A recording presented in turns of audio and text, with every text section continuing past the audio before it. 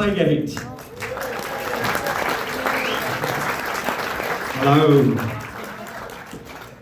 Oh, it's very dark. Can you actually see me? No? Yes? Did you see me, Nick and Andy were wearing these jackets before it was like the world's worst boy band? Nick even had matching shoes. Anyway, look, so check out my new gear. Look, this is how you do merch, guys. All of this should be on sale somewhere in this room right now.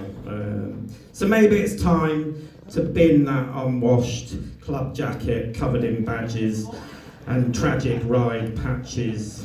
A fresh new Pleasure Beach 130-year jacket is what's needed. You can also get a baseball cap. I think the sweatshirts are also available. You can get the complete look, just like a less successful version of me.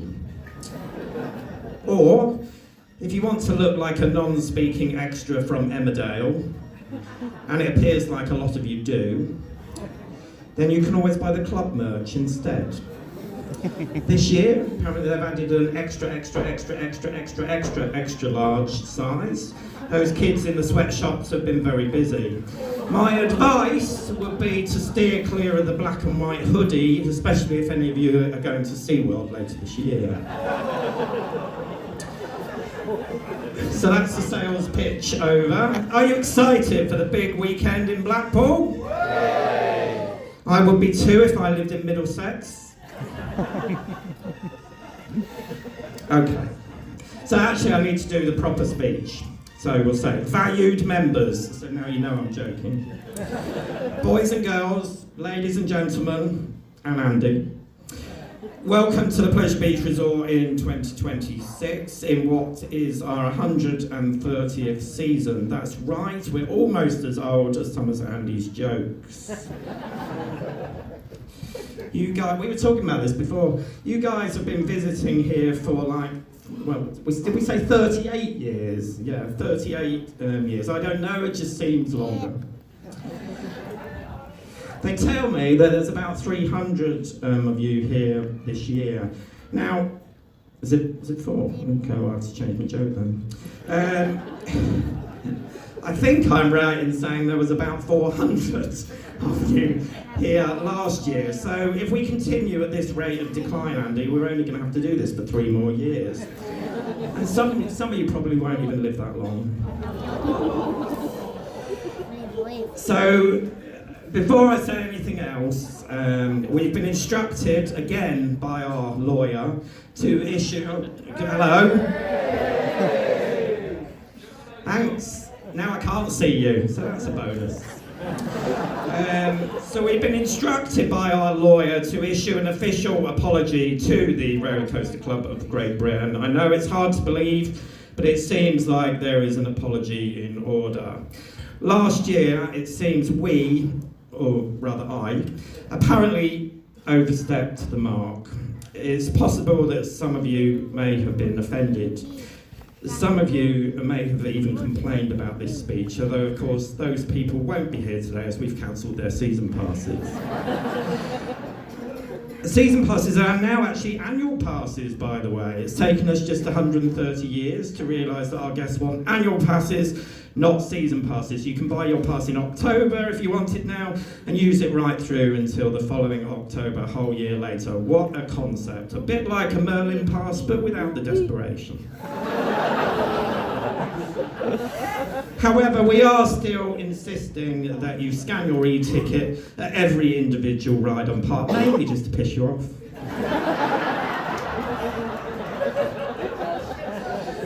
Sorry, I went off track a little bit there. Where was I? Yes, the official apology. If you were offended by all of this last year, I know it must be surprising after sitting through a gong show to hear jokes that are actually funny, but we do apologise. We are very sorry. Last year, when I said that the club members were all overweight, unemployed losers, I actually only meant some of you.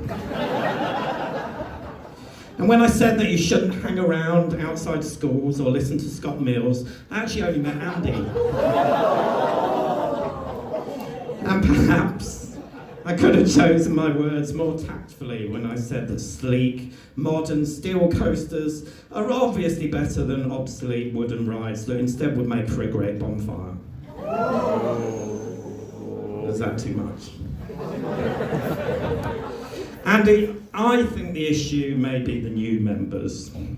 The ones that maybe still have a life outside the club. You know who you are, the ones that are at lunch ask for hummus.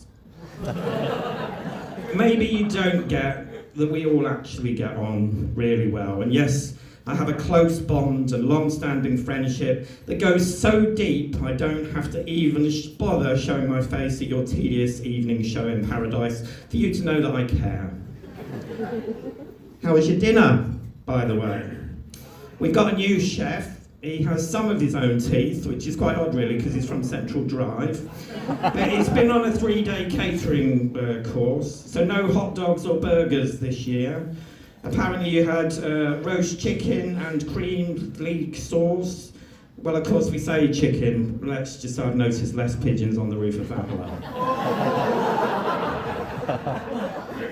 If you haven't eaten enough today, and some of you definitely have, the op sheet around this event says that there's now a new evening snack menu in Paradise that I'm told that I've got to plug. So tonight, when that second hour of Andy's slapstick kicks in, and you're tired of watching the enthusiast dressed as a Korean schoolgirl murdering Golden, maybe order some chicken nuggets like the high achievers that you all are. And then stare into a reasonably priced pint and contemplate your life choices. Whether it's having 4 kids before the age of 20, or the crushing loneliness that comes when you choose not to shower.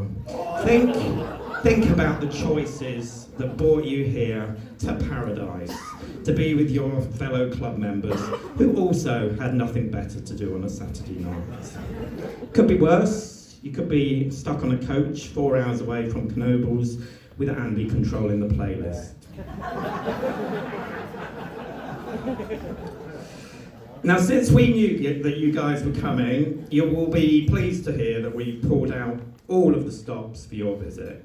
Valhalla is closed until the 20th of May. Victus just isn't ready yet. Oh, the big one's closed today for Win now. The Grand National opens in June. The River Claves is still shut. The Big Dipper and Infusion are both still on one train. Enjoy your weekend. But at least we are doing better than some of the other UK parks and how they started their season, according to the vloggers, and of course they're the only people that matter. I mean, we won't be offering you a rail replacement bus service down to the Big Dipper tomorrow morning. And at least our woodies are actually good.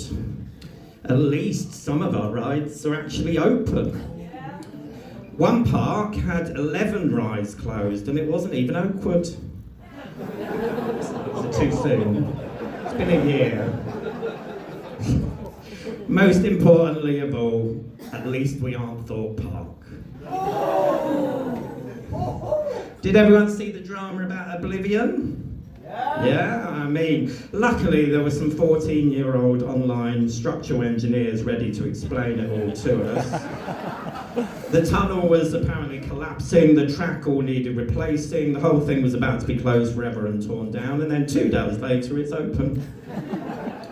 With all of this online misinformation, it prompted me to look to the very best online source for accurate coaster news. But instead, I went to the Roller Coaster Club of Great Britain website. Have you looked at the website recently? I don't think anyone's looked at it since AOL dial-up was a thing. The latest news section was so out of date that I expected to see Cub Scouts eating packed lunches on the Revolution. And nobody wants to hear about that these days. I saw Airtime has finally gone digital, which saves you having to put it straight in the recycling bin. And the rest of the webpage is really just inspirational quotes from Andy. Things like, lonely and like roller coasters, send me money.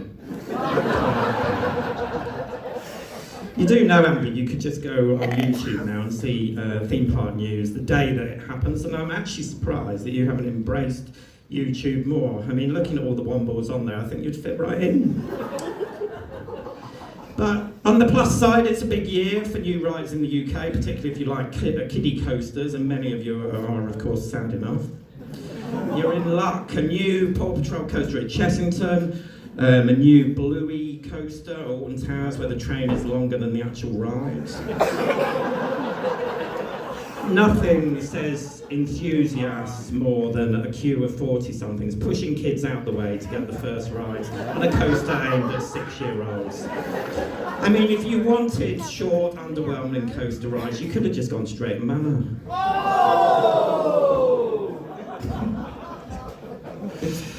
But, of course, we have a new ride coming, and it's not a kiddie coaster. Are we all excited for our new giant Intamin gyro swinger, Hygates? Of course, it won't be the first time some of you have had a good time in a big swing. That was too much. So, before anyone asks, I don't know when the Hygates VIP preview dates are, but don't you worry, none of you are VIPs anyway. So, Andy, he texted me about a month ago. I knew that I should have blocked him. Apparently, as well as doing these jokes, he now wants me to do public service announcements for his club. And he asked me to read these out. I was going to try and do it in Andy's voice, but I'm not very good at doing an impression of Ned Flanders.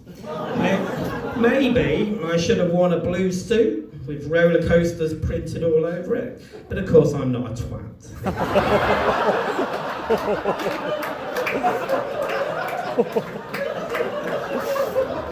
So here it goes. Ladies and gentlemen, and especially those of you who treat their membership numbers like state secrets, even from yourself. See, he does write jokes as well, they're just not funny. He gets a bit sassy now. Every January, all you have to do is write your membership number on the renewal form. Simple, right?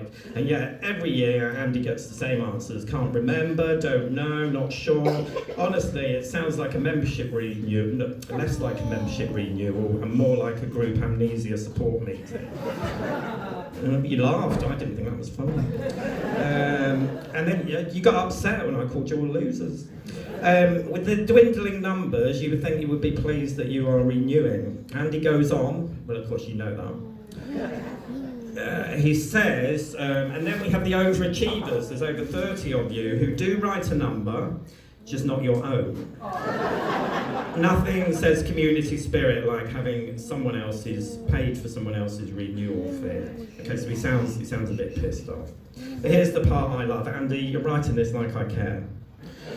Every year, when Andy sends out your shiny new membership cards, the accompanying letter literally says, immediately write your membership number on the card. It's printed on the address label. I mean, it's right there.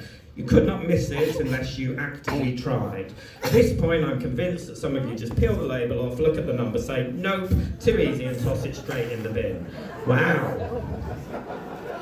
So that's Andy's message to you. And I hope you all know that we have our own Pleasure Beach fan club. No membership renewal, no passive-aggressive admin threats.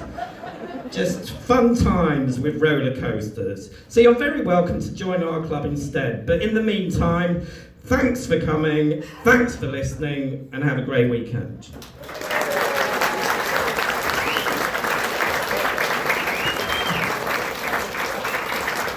Thank you, Andy. He takes the mickey out of us, but I did do a count up. I looked at all your social media accounts and I counted how many pictures you have posted on roller coasters this year. Then I looked at Andy's, and he has posted more pictures in theme parks than all of you put together. So who really is the biggest nerd? And although he's got it on the right way around today, all his pictures he seems to have a baseball cap on the wrong way round. Yeah. Which makes him look an even bigger fill in the gap. Oh, it's a picture. Dan, sitting next to the guy that does my website, who you abused.